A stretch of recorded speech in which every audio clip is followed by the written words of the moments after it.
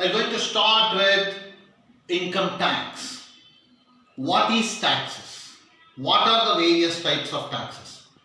And how these taxes are collected? For what purpose this has been collected?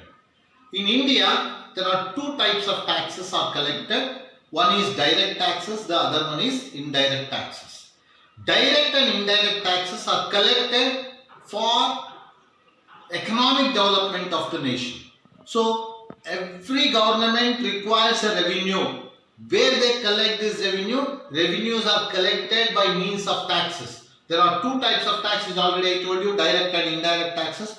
One of the example for indirect taxes is GST. So, indirect taxes is applicable to everyone irrespective of their income level or whatever it is. So, every one of us has to pay, whether it is lower income group or higher income group, everybody has to pay the tax. But direct taxes are applicable only for those persons whose income exceeds above 2,50,000. That I will going to explain in my video. In direct taxes, we have different direct taxes. One is income tax, second one is wealth tax, the third one is gift tax. Now, we have income tax here. In income tax, how the taxes will be levied under income tax. So, there are three acts in the income tax, three criteria. One is Income Tax Act of 1961, Direct Taxes Amendment Act of 1989 and Financial Bill presented by Finance Minister every year. These three will be taken into basis for calculation of income taxes. So, according to Income Tax of 1961, certain terms and conditions are given. What is that terms? Who is assessee? What is assessment year? What is previous year? Who is a person? So, what are the various income and their heads of income? Now, let me start with the terms of income tax. So, who is an assessee? Every individual cannot be called as an assessee. The person whose income exceeds 2,50,000 for the previous year is only called to be an assessee. In other words, assessee is a person who is liable to pay taxes to the government. Who is liable to pay tax to the government? The person whose income exceeds 2,50,000. So, if it is up to 2,50,000, he is not called to be an assessee. He need not file any returns or he need not pay any taxes. What is assessment year and what is previous year? Assessment year is a period of 12 months. Commences from 1st of April every year and ends with 31st of March. So, assessment year is 2019 and 20 and previous year is 18 and 19. Whatever income earned in the previous year, 18 and 19 will be assessed in the assessment year 19 and 20. I will write here 18 and 19. Whatever income earned during this period will be assessed in the year 19 and 20. The income earned in this year will be assessed here and paid taxes. So, assessment year means it is a period of 12 months, commences from 1st of April, ends with 31st March. So, previous year also same, 18 and 19, April 18 to 31st March 19, previous year. Previous year income will be paid in the assessment year. And assessee is a person, I told you. Assessee is a person. Then who are all the persons?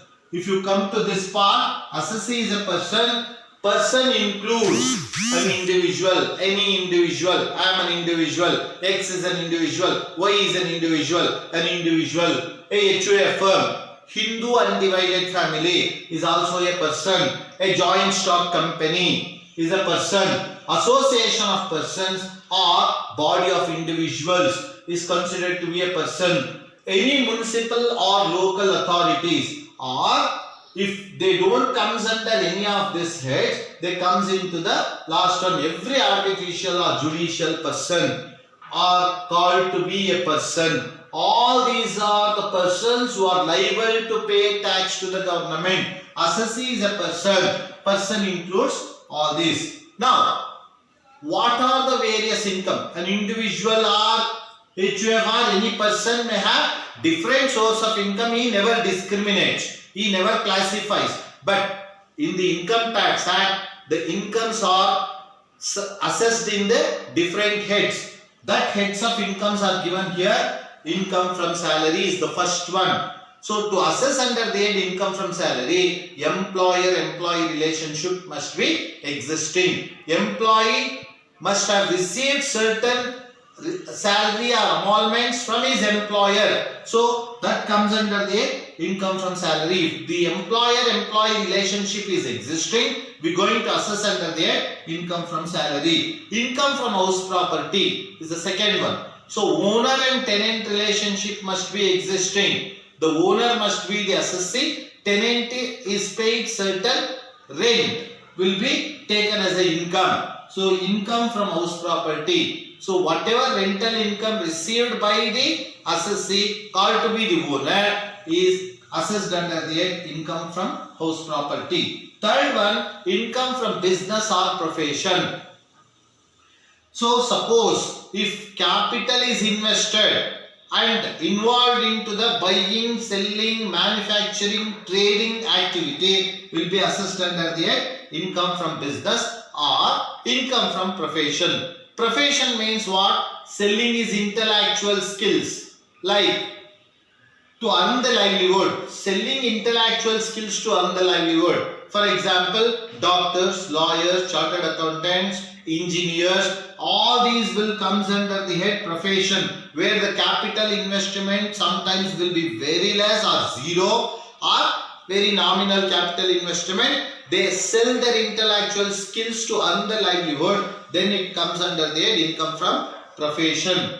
Income from capital gains. Suppose if the assessee is sold certain capital assets like building, land, furniture, machinery belongs to the business, jewelries, that will be assessed under the income from capital gains.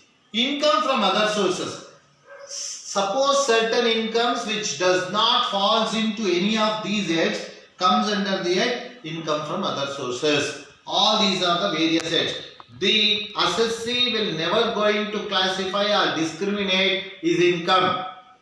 But income tax will assess these incomes separately under different head. One person may be having all these source of income, but income tax will classify this into different heads and assess. Now, if you look at the tax schemes for the assessment year 1920 or previous year 1819, for all individuals below 60 years, all resident individuals below 60 years, up to 2,50,000, no taxes. That means they will not come into the tax brackets. They are not called to be an assessee.